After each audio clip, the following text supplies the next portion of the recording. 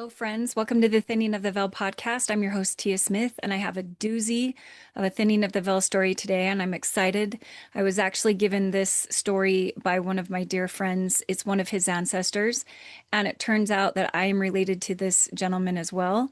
But I wanted to just say, please, if you're coming to the Gathering of the Gatherers, check your email, make sure that you've know all the information that you need to know.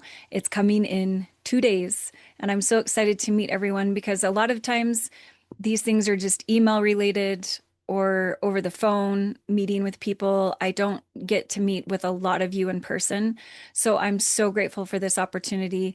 Adele put it together. She's amazing in every single way. And we, including Colette, are so excited for you to come and to just gather and strengthen our testimonies about the revelatory processes that can happen when we are experiencing the gathering of Israel.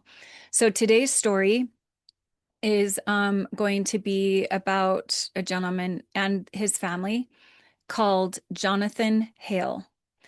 And I'm going to read this post. This post, again, was sent to me by a dear friend who this is actually his relative, and he has some things in common with him. And so I love this is just, I guess, a plug. If you have people in your genealogical line who have had thinning of the veil experiences or your own, please email them to me at tia@thinningoftheveil.com, and I will reach out and respond. It may not be sooner, it could be later based on the workload that I have with the podcast going on, but know that I will eventually get to you. But this is how the world comes to know that these things are happening more and more and more often than we think, I would say. So I'm going to read this article, and it's actually on a blog post, and I believe, the link in the description for it, but it's My Life in Zion. Stan Ray, I think is his name, who wrote this article. Let me just make sure. Yep, Stan Way. Sorry, Stan Way wrote this article, and it is, like I said, and it's an extraordinary thinning of the veil experience, but it is prefaced by this huge sacrifice on behalf of the family. And that is crucial when we're trying to understand the 144,000. So I thought this went so well with our study of the 144,000 this week, what it takes, what are the characteristics of the 144,000. And I believe it was emulated in this Hale family, in their descendants as well. So he begins in 1834. Heber's grandfather, Jonathan Harriman Hale, a 34-year-old butcher from Dover, New Hampshire, heard Mormon missionaries for the first time and was quickly converted to the truthfulness of the gospel. After reading from the Book of Mormon with his wife, Olive Boynton Hale, and obtaining burning testimonies, Jonathan and Olive were baptized on the 13th of June, 1834. The ordinance was administered by Elder Gladden Bishop, who was then the president of the branch in Westfield, New York. In his extensive and detailed journey, Jonathan said they were baptized, quote, into the new and everlasting covenant, end quote.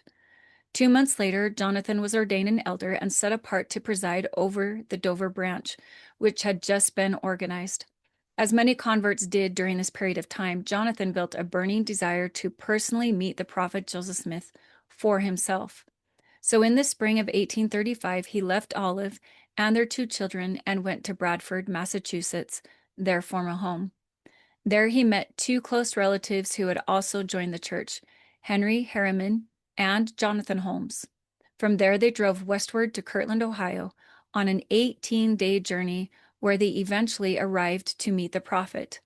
Joseph welcomed them in as brothers, and the 3 of them were given patriarchal blessings from Joseph Smith Sr., the church's first patriarch. The first members of the Quorum of the 12 Apostles had been called in February of 1835. One of those first called was Elder John F. Boynton, brother of Jonathan's wife. Perhaps because of that relationship, Jonathan was asked to accompany the 12 back to New England on what would be the first mission of a group of apostles in nearly 2,000 years.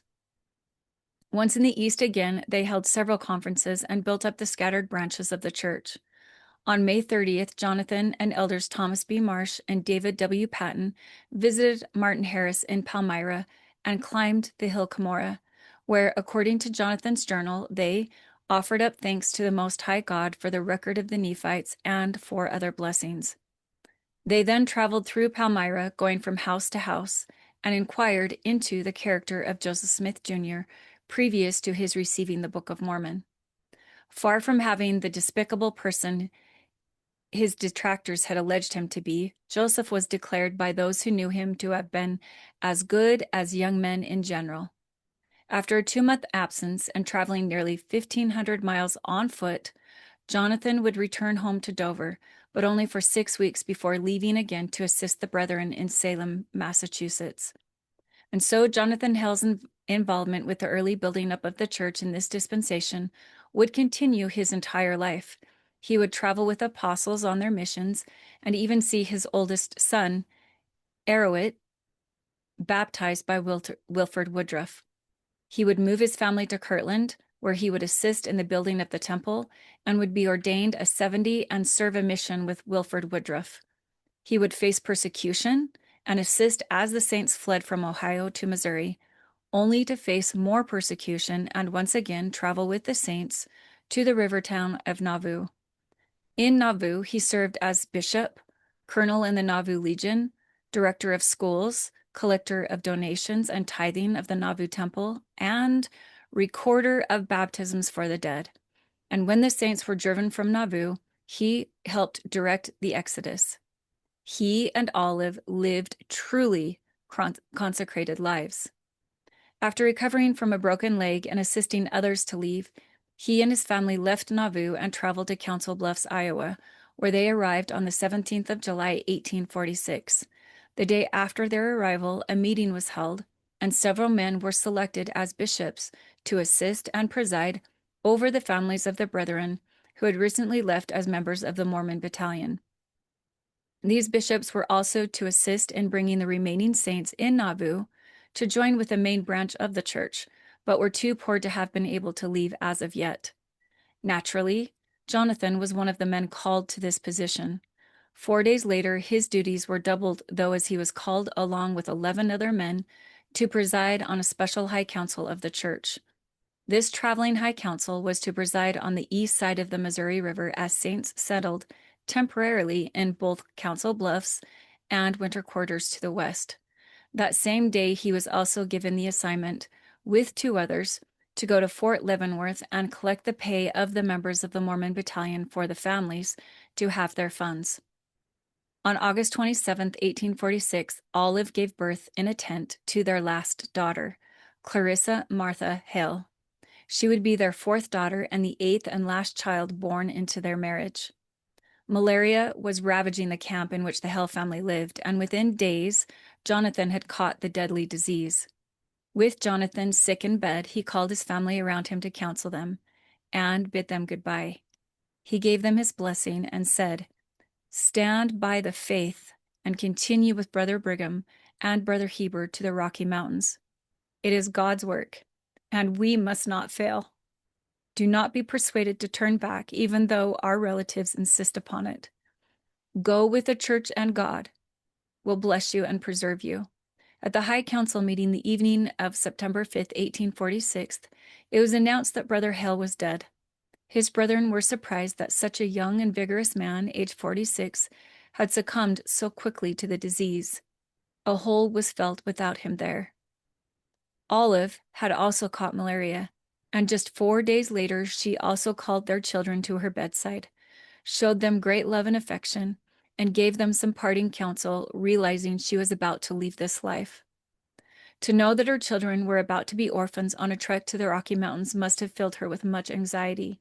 Yet she counseled them to follow the words of her husband just days before. Go with brothers Brigham and Heber. Stay true to the faith. Then she turned to Arrowit, who was the oldest in the family at 18 years old, and asked him to promise that he would see that this was done. When Arrowit answered that he would do so, Olive smiled sweetly and said she could go. She could now, quote, go with Jonathan. Peacefully, she passed out of this life with her children present. Olive had made temple clothing and robes for herself and her husband while living in Nauvoo. They were each buried in those robes and placed side by side until the morning of resurrection. 4 orphaned children remained, though, to carry on. Arrowhead, at age 18, was now the family patriarch, with Rachel 17 years old, Alma 10 years old, and Solomon just 7. Determined to stay together, they remained in winter quarters until 1848, when they made the trek west with the Heber C. Kimball, just as their father had counseled. Upon arriving in the West, they remained in the Salt Lake Valley for 4 years, after which Arrowhead and Alma went to farm in Grantsville, Utah. Rachel married and moved to San Bernardino, California, where she died in 1854. Solomon would end up moving to Farmington, Utah, and in the years that followed, Arrowhead, Alma, and Sol, as the family called him, became Indian fighters, colonizers, missionaries, Minutemen, stockmen, and operators of sawmills and molasses mills. 2 became bishops. One was called as a counselor in a stake presidency, and eventually all 3 were ordained patriarchs in the church. Solomon, who was just 7 at the time of his father's death, would end up settling in Idaho, where he raised his family with fond remembrances of the sacrifices his own parents had made. Eventually, Solomon's son, Heber, would serve as the stake president of the Boise, Idaho stake, and in 1938 would publish a book about his grandpa entitled Bishop Jonathan Hale of Nauvoo, His Life and Ministry.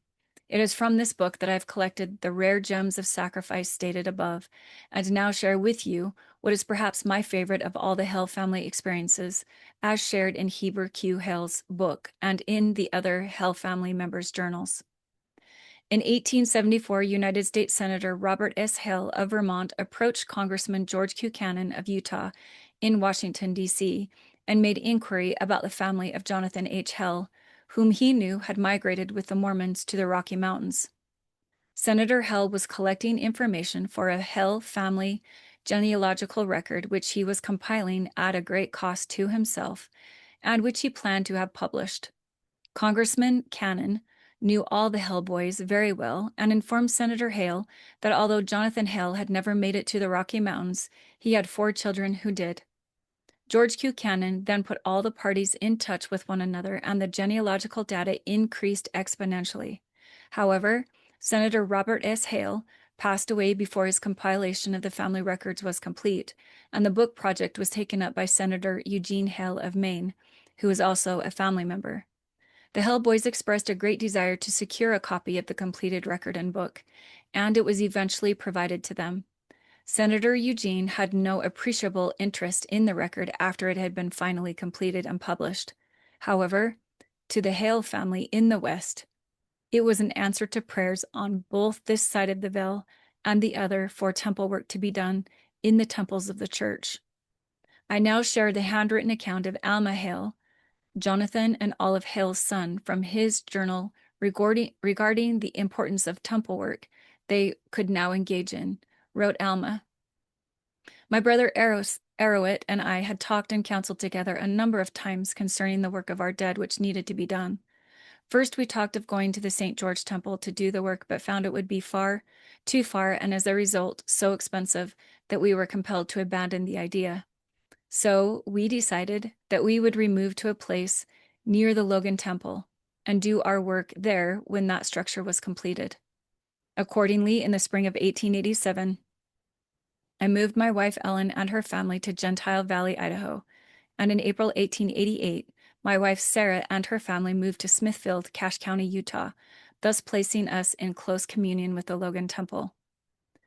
Regarding my work for the dead, I will say for the benefit of the readers of this biography that from the time I came to Smithfield until the present, I have spent 5 weeks each year for a period of 13 years working for the dead, making in all 65 weeks' work, performing baptisms for 700, obtaining the endowments for nearly 200, and performing the sealing and adopting ordinances for over 300 souls of our kindred. I am now 65 years of age on the declining side of life. As I approach my goal and crown which is waiting for me, I do it with these words on my lips to all my sons and daughters and their posterity. Keep the faith, for it is worth the fight of life and every sacrifice that can be made for it. It will unite us in eternity and cause a mighty rejoicing at the glad reunion. Let not one of my children be missing from it, is my constant prayer. From January 1889 to February 28, 1896, there were ordinances performed as follows: 1,075 endowments, 1,202 sealings of couples, 2,055 baptisms, and 319 children sealed to 55 sets of parents. These children's sealings were the first done by the Hale family and were all done in the preceding 2 weeks prior to the early evening closing on February 28, 1896. The Logan Temple records clearly indicate that all eligible names were done for 7 generations of Hale ancestors by this date. No other date in the whole 100 years of Hale Temple family activity was as important as this one. From Alma Hale's Journey, copy Church History Library. How many of us have arranged ourselves both temporally and spiritually enough to make such sacrifices for those of our kindred dead who have not yet had their work completed? Alma Hale's own son, Jonathan H. Hale, named after his grandfather, gives us even further insight into the sacred nature of the family's temple labors. He wrote, "When the Hale family worked in the Logan Temple in the winter of 1888 through 89, they arranged with Brother Samuel Ross Kelly to prepare the sheets for temple work. A great deal of temple work was done during the following years. Sometime later, Brother Ross Kelly's health began to fail, and he decided to give up all his record work. He brought the Hale records to sacrament meeting one Sunday and gave them to Father Alma H. Hale and told him it would be necessary to get someone else to take over the books. During the following week, Father was very depressed and worried all the time, and was hardly able to work or eat. He could not decide what to do, for neither he nor any of the Hale family knew how to proceed with the work. A great deal of information had been gathered, and the family made it a matter of prayer, morning and evening, for a whole week. The next Sunday at meeting, Brother Ross Kelly came to Father and said, 'Bring the records back to me. I have to finish them.' Then he told Father and me this story. Friday evening, as I was returning from the temple near Hyde Park, a messenger on a white horse appeared by the side of my buggy and said he wanted me to finish the Hale record. He assured me that the work was done right and that it was all being accepted. He said thousands of members of the Hale family were anxious that the work go on. I explained that I was too busy to do any more record and that my health would not permit it. Then the messenger made me this promise, that if I would continue, the Lord would bless me with health and strength, and the way would be opened so I would have the necessary time to do the work. He stayed by my side until I finally promised to do it. And then he blessed me and disappeared. When Brother Ross Kelly described his messenger to Father, he answered, 'Why, that was my own father, Jonathan Harriman Hale, the first of the Hales to join the church in 1834. He died in 1847 at winter quarters.' When Brother Ross Kelly finally finished the record, he said that the greatest load he had ever carried was lifted off his shoulders. He had made a promise to a heavenly being and couldn't rest until the work was completed. He enjoyed much better health and found more time for the work than he had ever hoped for." From Jonathan H. Hale's journal, copy Church History Library. The Hale family's sacrifice to have the temple work done for their ancestors was well known. Heber Q.